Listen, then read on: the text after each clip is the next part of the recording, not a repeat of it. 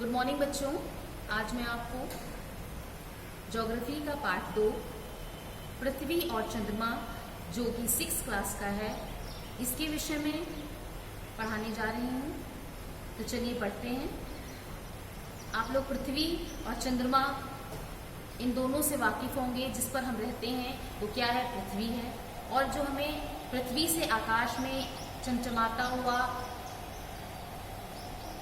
एक उपग्रह दिखाई देता है जो कि पृथ्वी का सिर्फ एकमात्र उपग्रह है, चंद्रमा जिसे कहते हैं। और वही आपने आकाश में देखा होगा, कई छोटे छोटे टिमटिमाते हुए चमकते हुए तारे दिखाई देते हैं। और चंद्रमा आपने देखा होगा कि चंद्रमा हमें क्या होता है, कभी पूरा दिखाई देता है और कभी आधा दिखाई देता है, और कभी क्या होता है वो हमें दिखाई ही नहीं देता है।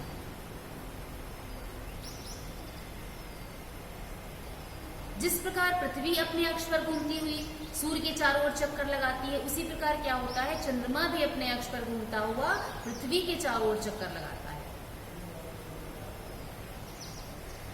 इस क्रम में क्या होता है कि चंद्रमा सूर्य का चक्कर भी लगा लेता है, और जब चंद्रमा जो है सूर्य का पृथ्वी का चक्कर लगा रहा होता है, तभी वो क्या करता है, सूर्य का भी चक्कर उसी वक्त पूरा कर लेता है। यानी वो एक ही समय में दोनों का चक्कर जो है पूरा कर लेता है। और पृथ्वी में और चंद्रमा में स्वयं का तो कोई प्रकाश होता नहीं है। वो क्या करते हैं, सूर्य के प्रकाश से ही क्या होते हैं, हमें चमकते हुए दिखाई देते हैं। और हमारी पृथ्वी पर चांद से जो रोशनी आती दिखाई देती है उसको आने में लगता है 1 मिनट 25 सेकंड। जो रोशनी हमें पृथ्वी पर आती प्रतीत होती है उसे हम चांदनी कहते हैं। चंद्रमा जो है वो आकार में क्या है, पृथ्वी का 1/4 होता है। और क्योंकि तारों और चंद्रमा की अगर तुलना की जाए तो पृथ्वी से जो है वो चंद्रमा बहुत ही नजदीक होता है और तारे बहुत ही दूर होते हैं। तो चंद्रमा क्या है, हमें नजदीक होने के कारण हमें वो बड़ा दिखाई देता है, और तारे क्योंकि दूर हैं इसलिए क्या होता है कि वो हमें छोटे दिखाई देते हैं। अब आप लोग ये जानते होंगे कि चंद्रमा पर भी मनुष्य पहुंच चुका है। चंद्रमा पर भी मनुष्य पहुंच चुका है, और वहां जाकर पता चला है कि जीवन क्या होता है, कि जीवन जीने के लिए वहां पे अभी क्या है, अनुकूल परिस्थितियां नहीं है। यानी अभी वहां जीवन संभव नहीं है। क्यों? क्योंकि वहां ना हवा है और ना ही पानी है। जब मनुष्य वहां गया तो उसने देखा कि वहां पे क्या है, मैदान है, गड्ढे हैं, पर्वत है, लेकिन पानी और हवा का कोई नामो निशान नहीं है। इसलिए अभी वहां पे कोई भी व्यक्ति रह नहीं सकता। अक्सर आप लोगों ने पृथ्वी से जब आप चंद्रमा को देखेंगे तो आपको उसमें एक छाया जैसी देखते हुए काले धब्बे जैसे देखेंगे, तो काले धब्बे जैसे प्रतीत होते हैं उसके अंदर। वो सब क्या है, वो सब यही है। यानी वो सब क्या है, पर्वत, पठार, मैदान, दूर से देखने पर वो हमें काले धब्बे जैसे प्रतीत होते हैं। सबसे पहले जो व्यक्ति मनुष्य पर पहुंचा था वो 2 लोग थे। एक का नाम था नील आर्मस्ट्रॉन्ग और एक थे एडविन एल्ड्रिन, जो 20 जुलाई 1969 को चंद्रमा पर पहुंचे थे। किससे पहुंचे थे? अपोलो 11 नामक एक अंतरिक्ष यान था, उससे जो है वो लोग चंद्रमा पर गए।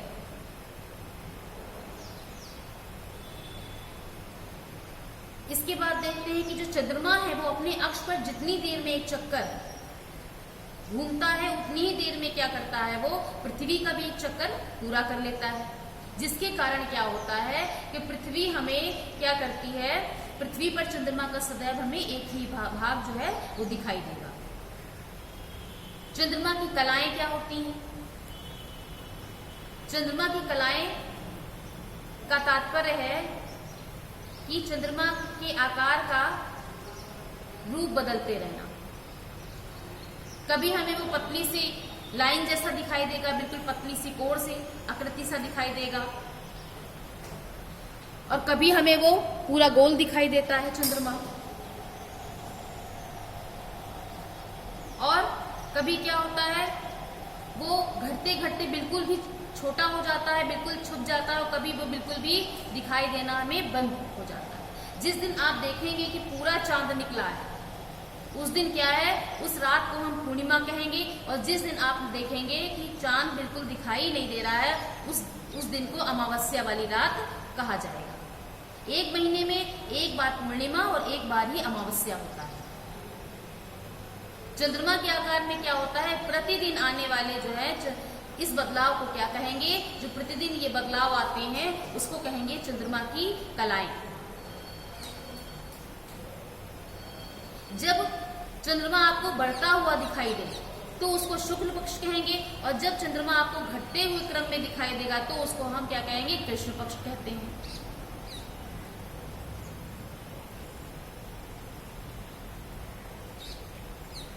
अब देखते हैं कि सूर्य ग्रहण और चंद्र ग्रहण क्या होता है। सूर्य ग्रहण किसे कहते हैं और चंद्र ग्रहण किसे कहते हैं। तो सूर्य ग्रहण देखते हैं। सबसे पहले ये चित्र द्वारा आप देख सकते हैं सूर्य ग्रहण की स्थिति। जब पृथ्वी की सतह के बीच में आपके खड़े हो जाने से सूर्य का प्रकाश उस स्थान पर पृथ्वी की सतह तक नहीं पहुंचता और धुंधली काली सी छाया बनती है। इस प्रकार जब चंद्रमा पृथ्वी और सूर्य के बीच में आ जाता है, जब चंद्रमा जो है पृथ्वी और सूर्य के बीच में, ये देखिए बीच में है ये चंद्रमा, जब आ जाएगा तो उसको क्या कहेंगे, सूर्य ग्रहण। और जब क्या होता है, जब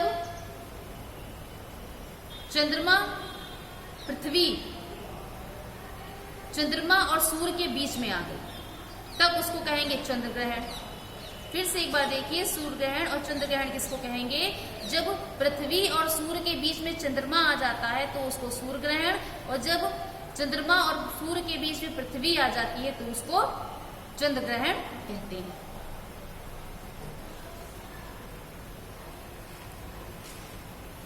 ज्वार और भाटा। ज्वार और भाटा क्या होता है, ज्वार और भाटा किसे कहते हैं। जब चंद्रमा और सूर्य की आकर्षण शक्तियों के कारण समुद्र तट पर जल के ज्यादा ऊपर उठने को ज्वार कहेंगे। चित्र द्वारा आप देख सकते हैं कि जब समुद्र की लहरें बहुत ज्यादा ऊपर की ओर उठती हुई प्रतीत होती हैं तो उस वक्त क्या है, ज्वार कहेंगे, उसको कहेंगे ज्वार आना। और जब समुद्र की लहरें जो है नीचे की ओर गिरती हैं तो उसको कहेंगे भाटा। ठीक, तो ये हो गया ज्वार और भाटा किसे कहते हैं। ये चैप्टर आपका यहीं पे समाप्त होता है। अब इसके प्रश्न उत्तर आपको करने हैं। तो सबसे पहले आप पाठ का नाम डालेंगे। सबसे पहले आप पाठ का नाम डालेंगे अपना। पाठ 2, पृथ्वी और चंद्रमा। पृथ्वी और चंद्रमा इसको डालेंगे और पहला प्रश्न उतारेंगे। सबसे पहले लिखेंगे, निम्नलिखित प्रश्नों के संक्षेप में उत्तर दीजिए।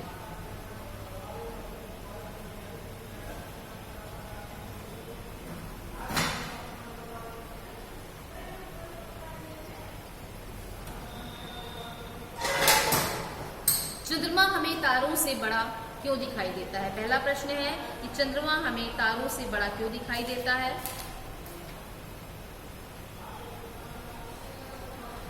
चंद्रमा हमें तारों से बड़ा क्यों दिखाई देता है।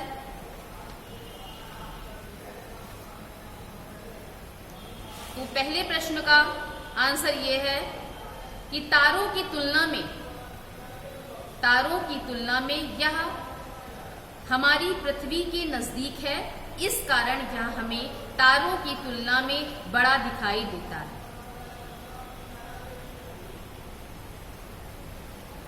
दूसरा प्रश्न देखिए, हम चंद्रमा का एक ही भाग क्यों देख पाते हैं। हम चंद्रमा का एक ही भाग क्यों देख पाते हैं? इसका आंसर देखिए।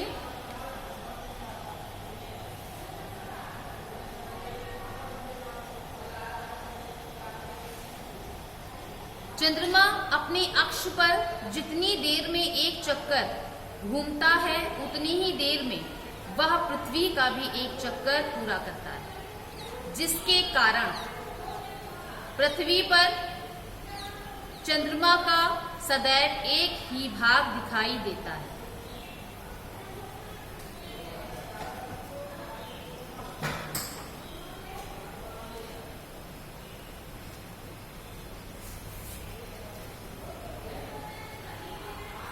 तीसरा प्रश्न है, एक सौर वर्ष में कितनी पूर्णिमा होती है? एक सौर वर्ष में 3 पूर्णिमा होती है। एक सौर वर्ष में कितनी पूर्णिमा होती है? एक सौर वर्ष में 3 पूर्णिमा होती हैं। सूर्य ग्रहण में किसकी छाया किस पर पड़ती है? सूर्य ग्रहण में किसकी छाया किस पर पड़ती है? आंसर है पृथ्वी की छाया चंद्रमा पर पड़ती है, यानी सूर्य ग्रहण के समय पृथ्वी की छाया चंद्रमा पर पड़ती है। अगला प्रश्न में है, चंद्र ग्रहण में किसकी छाया किस पर पड़ती है? चंद्र ग्रहण के समय पृथ्वी की छाया चंद्रमा पर पड़ती है। चंद्र ग्रहण के समय पृथ्वी की छाया चंद्रमा पर पड़ती है।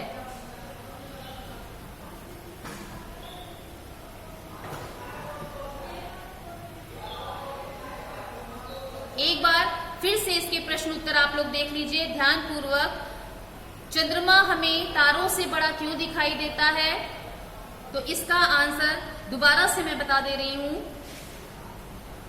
चंद्रमा का आकार पृथ्वी के आकार का 1/4 है।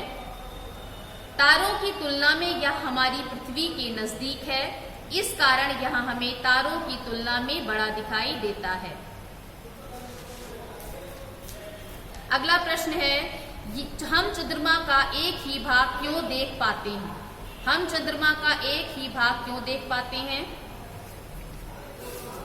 इसका आंसर है चंद्रमा अपने अक्ष पर जितनी देर में एक चक्कर घूमता है उतनी ही देर में वह पृथ्वी का भी एक चक्कर पूरा करता है, जिसके कारण पृथ्वी पर चंद्रमा का सदैव एक ही भाग दिखाई देता है। ठीक, दूसरा हो गया आपका।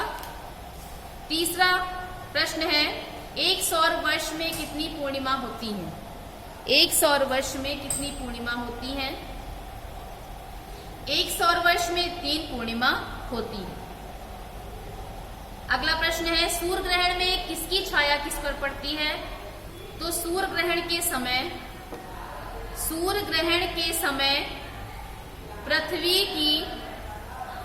पृथ्वी की छाया चंद्रमा पर पड़ती है। अगला प्रश्न, चंद्र ग्रहण में किसकी छाया किस पर पड़ती है? चंद्र ग्रहण के समय पृथ्वी की छाया चंद्रमा पर पड़ती है। तो आपका ये पाठ यहीं पे समाप्त होता है। ये सब आपको अपनी कॉपी में करना है। नेक्स्ट वीडियो में नेक्स्ट चैप्टर पढ़ेंगे।